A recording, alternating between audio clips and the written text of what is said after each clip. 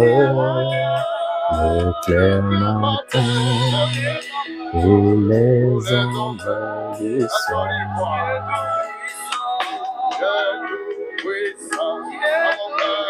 Dans mon cœur, considère tout l'univers.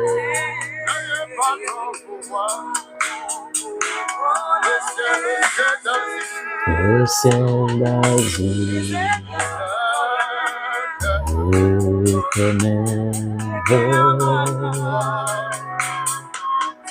et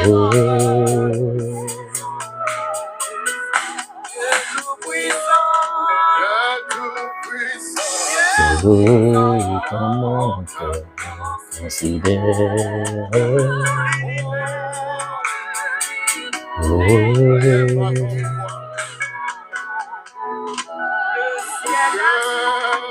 le ciel d'azur, les éclairs, le tonnerre.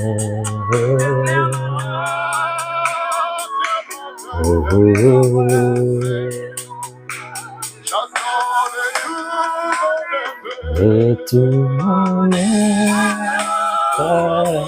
se lève. Dieu Tout-Puissant, que tu es là. De tout mon être, alors se lève un chant. Dieu Tout-Puissant.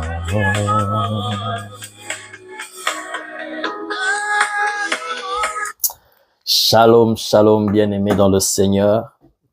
Quelle joie de vous retrouver encore pour ces quelques instants. Oh, merveilleux Dieu Tout-Puissant. Combien il est bon, combien il est merveilleux. Ce Dieu est merveilleux. Ce Dieu Tout-Puissant,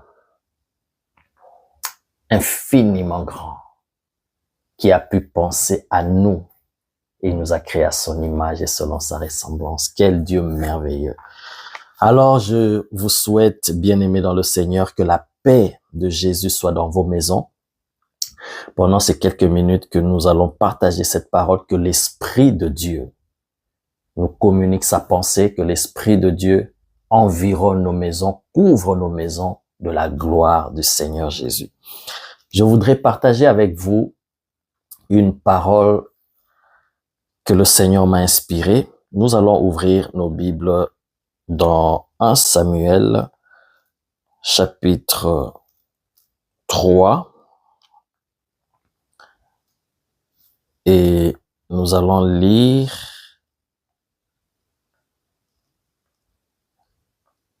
il s'agit du prophète Samuel, son appel, 1 Samuel chapitre 3, et nous allons lire le verset 19. Oh, c'est un passage que j'aime énormément. Et je suis convaincu que le Seigneur va nous faire du bien, que le Seigneur va nous aider à saisir sa pensée. Alors, le verset dans le chapitre 3, 1 Samuel chapitre 3, le verset 19. Voici ce qu'il est dit. Samuel grandissait. Point. Oh, j'aime. Samuel était né.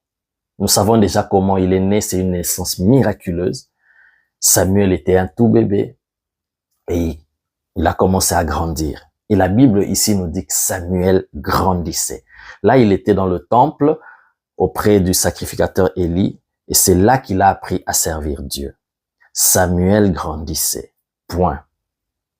L'Éternel était avec lui et il ne laissa tomber à terre aucune de ses paroles. On parle de Samuel. Je répète, Samuel grandissait, l'Éternel était avec lui et il ne laissa tomber à terre aucune de ses paroles. Donc, on parle déjà de la croissance de Samuel, sa croissance spirituelle. Non seulement qu'il grandissait physiquement, mais il grandissait aussi dans la maturité, dans la connaissance, dans le service, dans la communion avec Dieu. Au point qu'il est arrivé à un certain moment, l'Éternel qui était avec lui, il ne laissait tomber à terre aucune aucune de ces paroles. Écoute le verset 20. Tout Israël, depuis Dan jusqu'à Beersheba, reconnut que Samuel était établi prophète de l'Éternel. On s'arrête là. Waouh! Oh, il y a beaucoup de choses à développer sur ce passage. Comme j'ai dit, on peut parler de la croissance, comment il a grandi, mais le point sur lequel le Seigneur veut que j'insiste, c'est sur le verset 20.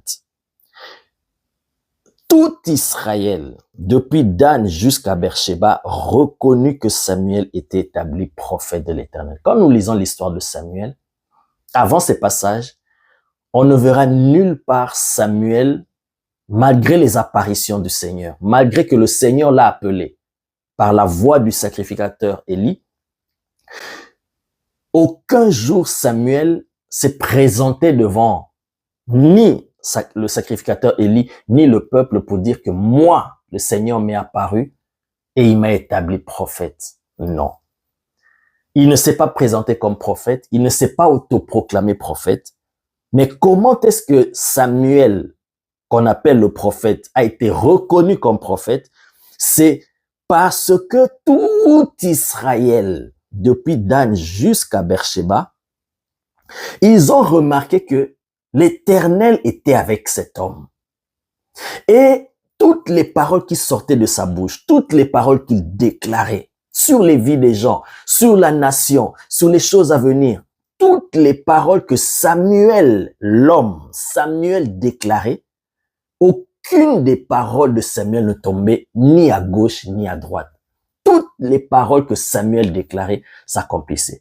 C'est alors qu'au travers de cela, Israël ayant vu cela, Israël ayant remarqué cela, Israël a dit, cet homme, c'est un prophète de l'Éternel. Parce que nous voyons, nous avons des preuves. La parole de l'Éternel dans sa bouche et aucune des paroles qu'il déclare ne tombe à côté. L'Éternel ne laisse tomber à terre aucune de ses paroles. Alors, les hommes d'Israël, toute la nation d'Israël, ont reconnu en ce moment-là que cet homme a été établi prophète de l'Éternel. Dieu n'a pas annoncé à haute voix pour dire que voilà, j'ai établi Samuel comme prophète. Non. Samuel ne s'est pas présenté devant le peuple pour brandir son titre de prophète. Non. Ce sont les œuvres, ce sont les fruits de son ministère, de son travail qui ont manifesté, qui ont confirmé que cet homme est vraiment un prophète de l'Éternel.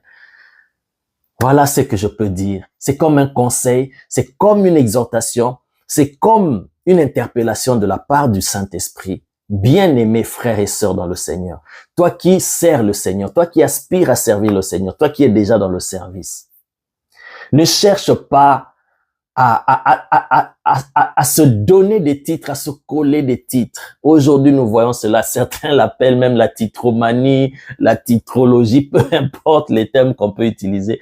Mais aujourd'hui, les serviteurs de Dieu, les bien-aimés, aiment se donner des titres que je peux même pas me permettre de citer ici. Mais laisse plutôt que les fruits, le travail que tu fais pour Dieu, le service que tu rends envers les frères et sœurs, ce que tu fais dans le ministère, cela va témoigner que cet homme, c'est un apôtre. Cet homme, c'est un prophète. Cet homme, c'est un évangéliste. Parce que nous voyons les fruits, nous voyons les caractéristiques. Dans l'ancienne alliance, il y avait ce que nous voyons aujourd'hui dans la nouvelle alliance que nous appelons les 5 ministères d'autorité, les 5 ministères de la parole. Dans l'Ancien Testament, il n'y avait pas cela. C'était seul le ministère de prophète qui était à l'avant. Mais dans la nouvelle alliance, nous voyons qu'il a établi les 5 ministères. Donc ici, je peux dire par rapport à Samuel qu'il a été reconnu comme prophète par rapport à son travail, par rapport aux paroles qu'il déclarait, par rapport à l'exercice de son ministère. Aujourd'hui, je peux dire, c'est valable également pour tous les 5 ministères dans la nouvelle alliance. Que tu sois appelé en tant que pasteur, que tu sois appelé en tant que prophète, apôtre, évangéliste, docteur, ne cherche pas d'abord à se donner des titres parce que plusieurs portent des titres mais qui n'équivalent pas exactement aux caractéristiques des titres qu'ils portent. Laisse que le fruit de l'apostolat soit vu. Et les hommes reconnaîtront que cet homme est vraiment un apôtre. Laisse que le fruit d'un docteur, on t'entend enseigner, on t'entend parler des choses de Dieu. On sait, c'est le peuple. Le peuple saura que cet homme a été établi en tant que docteur par Dieu. Nicodème est venu, il a dit à Jésus, nous reconnaissons que tu es un docteur venu de Dieu. Ce n'est pas toi-même qui as commencé à dire que je suis docteur, je suis enseignant. Non. Nous, dans notre conseil, là, dans le Sanhédrin, nous sommes dit que non. Les fruits que cet homme produit, les enseignements qu'il donne, cet homme est un docteur venu de Dieu. Alors, bien-aimé dans le Seigneur, ne cherche pas à te donner des titres. Cherche plutôt à travailler dans ta communion, comme Samuel, grandis dans ta communion avec l'Éternel. Et c'est l'Éternel qui va commencer à travailler, à opérer au travers de toi. Avant que le Seigneur ne travaille par toi, il veut d'abord travailler en toi. Il veut poser le sceau du ministère dans lequel il t'a appelé. La Bible dit, l'Éternel était avec Samuel et il ne laissa tomber à terre aucune de ses paroles. Et tout Israël, depuis Dan jusqu'à Beersheba, reconnut que Samuel était établi prophète de l'Éternel. Alléluia.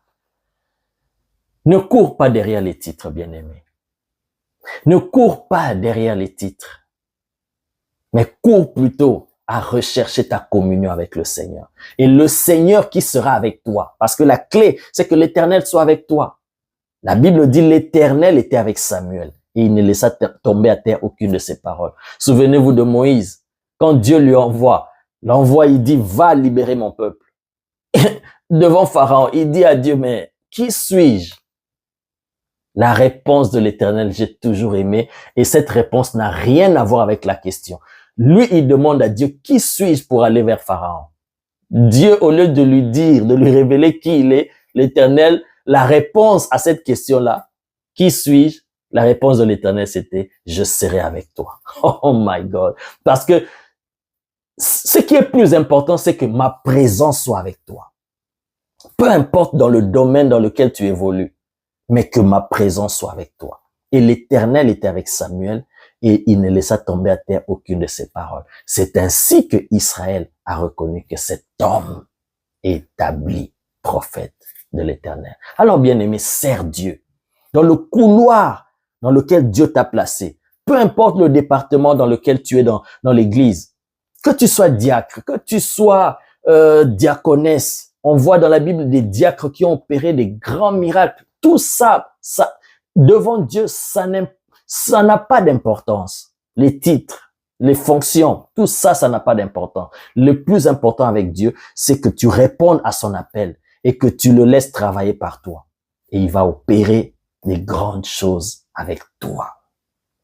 Alors, bien-aimé, sers Dieu dans le couloir dans lequel il t'a placé et manifeste la gloire que l'Éternel a mis en toi.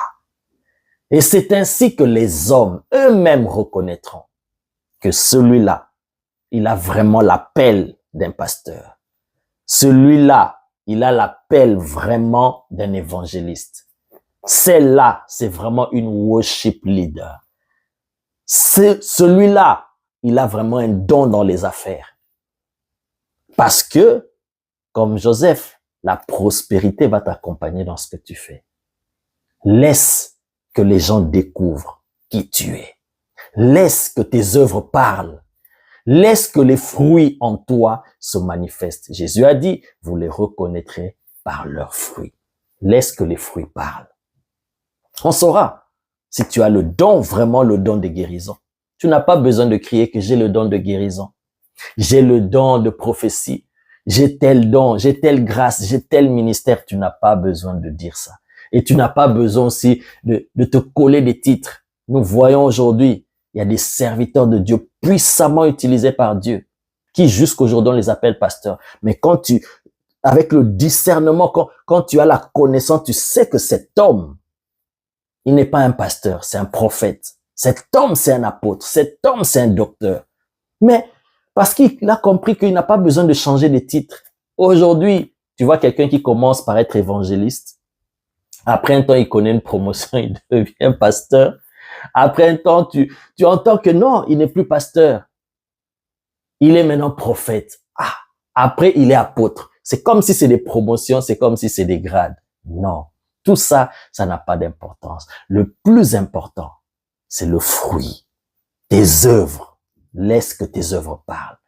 Comme Samuel, c'est par rapport au travail qu'il faisait que tout Israël a reconnu que cet homme est établi prophète de l'Éternel.